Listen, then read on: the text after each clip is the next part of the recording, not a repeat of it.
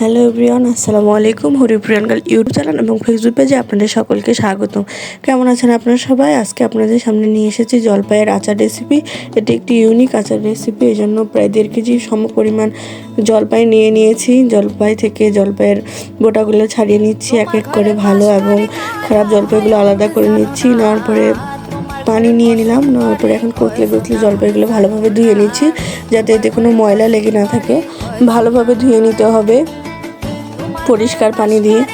1 থেকে 2 বার ধুলে এটা পরিষ্কার হয়ে যায়। এরপর একটি পরিষ্কার পাত্রে জলপাইগুলো তুলে নিচ্ছি। জলপাইগুলো আমার ধোয়া হয়ে গেছে, এক এক করে তুলে নেব একটি পরিষ্কার পাত্রে।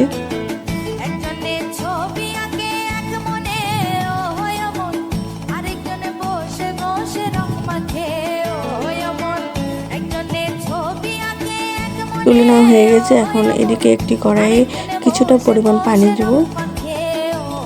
খুব অল্প সামান্য পরিমাণ পানি দিলেই হবে। আমার পানির পরিমাণ বেশি হয়ে গেছিলো, কড়াইটি কমিয়ে আরও অল্প পরিমাণ দিয়েছি এবং জলপাইগুলো এখন সিদ্ধ করতে দিয়ে দিলাম। দেওয়ার পর ঢাকনা দিয়ে ঢেকে দিয়েছি। জলপাইগুলো প্রায় 10 মিনিটের মতো সিদ্ধ হয়ে গেছে। সিদ্ধ হয়ে গেলে হালকা কিছুটা পানি রেখেই জলপাইগুলো এখন একটি ঘুটনি দিয়ে সুন্দর করে জলপাইয়ের আঁশটি ছাড়িয়ে নেব, মানে আটি থেকে মাংসটি ছাড়িয়ে নিচ্ছি। পানি থাকা অবস্থায় ছাড়িয়ে নিতে হবে, তাহলে জলপাইটি আঠালো হয়। সুন্দরভাবে চেপে ছাড়িয়ে নিচ্ছি। চেপে ছাড়িয়ে নেওয়া হয়ে গেলে এটি এক সাইডে রেখে দেবো। তারপর আরেকটি কড়াইয়ে গরম করতে দিয়ে দিয়েছি চুলার উপরে। তারপরে কিছুটা পরিমাণ সরিষার তেল দিয়ে দিলাম। দেওয়ার পরে দিয়ে দিচ্ছি তেজপাতা, কয়েকটি রসুনের কোয়া এবং দারুচিনি, এবং সেগুলো ভালোভাবে নেড়ে নেব। নেওয়ার পরে জলপাইটি যেটি চেপে বেল করে ভর্তা করে রেখেছিলাম, ভর্তার মতো, সেটি এখন দিয়ে দিব। দেওয়া হয়ে গেলে অনবরত নাড়বো এবং তেলের পরিমাণটা যেহেতু কম হয়েছিল এই জন্য আরও কিছুটা পরিমাণ তেল দিলাম। এখন এতে পরিমাণ মতো মরিচ গুঁড়ো, লবণ, আদা রসুন বাটা এবং হলুদ গুঁড়ো অ্যাড করে দিচ্ছি। অ্যাড করা হয়ে গেলে এখানে চিনি অ্যাড করে দেব।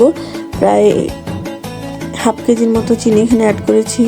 চিনিটা অ্যাড করা হয়ে গেলে এখানে এখন 5 ফোড়নে যেটি আচারের মশলা সেটি অ্যাড করে দিচ্ছি। এখানে আছে কালজিরা, মেথি, মহুরি, সব কিছুই। এখন এটি অনবরত নাড়বো। নাড়তে একটি লাল কালারের আভা চলে আসবে। এখন এখানে কিছুটা পরিমাণ আরও লবণ দিয়ে দিচ্ছি, যেহেতু লবণের পরিমাণটা কম হয়েছিল। লবণটা দিলে চিনিটা একটু ভালো লাগে খেতে। এখানে হালকা পরিমাণ জিরার গুঁড়ো অ্যাড করে নিচ্ছি। অ্যাড করা হয়ে গেলে আবার নেড়ে নেব।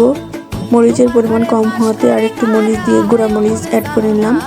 দেখতে পাচ্ছেন আচারটা লাল কালার চলে এসেছে। এখন এটি একদিনের জন্য ঢেলে রেখে দেব। রাখার পর পরের দিন আরেকবার জাল করে নিয়েছি এবং আরও কিছুটা তেল অ্যাড করে নিচ্ছি। তারপরে এই যে লাল হয়ে গেছে, এখন এটি একটি কাচের বয়মে, মানে এয়ার কন্টেনার জারে ঢেলে নেব। আচারটি এয়ার কন্টেনার জারে রেখে আপনারা 1 বছরের মতো রাখতে পারেন, খেতে পারেন। এখন এটি ঢাকনা দিয়ে রেখে দেবো। ধন্যবাদ সকলকে।